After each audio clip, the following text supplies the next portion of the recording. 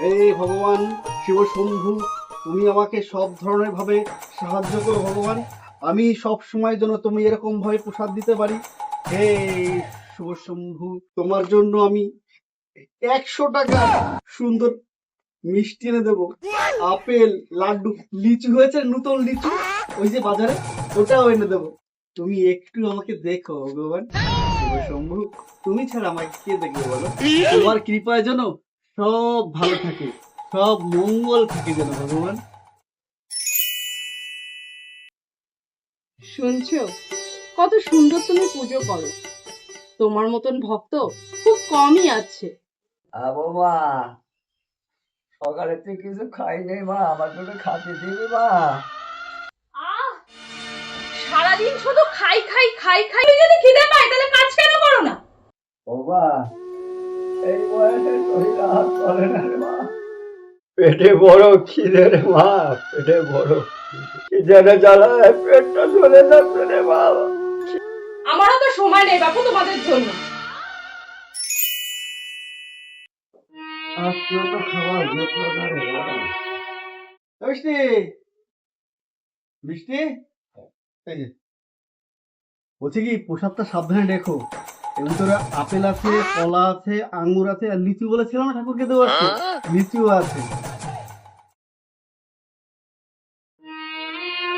একটা কথা বলছো, আগে তুমি এটা খেয়ে নাও। আমার মায়ের খেতে খেতে অভ্যাস হয়ে গেছে। তোমার চরণই তো আমার সবকিছু, তুমি আমাকে সবসময় সঠিক পথ দেখিও ভগবান। বাবা, একটা কথা বলবো? হ্যাঁ বলো মা। তুমি এত ঠাকুরের ভালোবাসো, তুমি তো কোনোদিন না চোখে দেখোনি।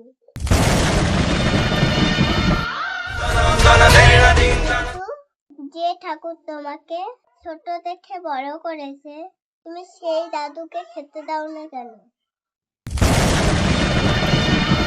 দাদা না থাকলে তুমি এই পৃথিবীতে আসতে না।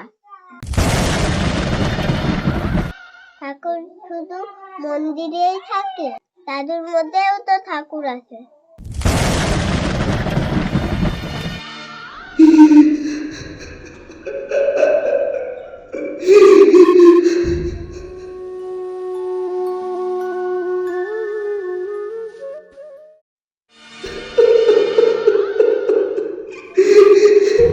বাবা রে, বাবা কি কখন সন্তানের উপর অত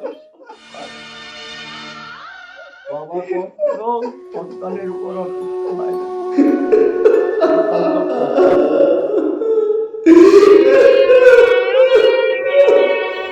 আমার চোখ জানতো ঠাকুর থাকতে আমি এতদিন ধরে ওই পাথরের ঠাকুরকে পুজো দিয়ে গেছি বাবা। আমি কি অন্যায় করেছি, তুমি আমায় ক্ষমা করো বাবা।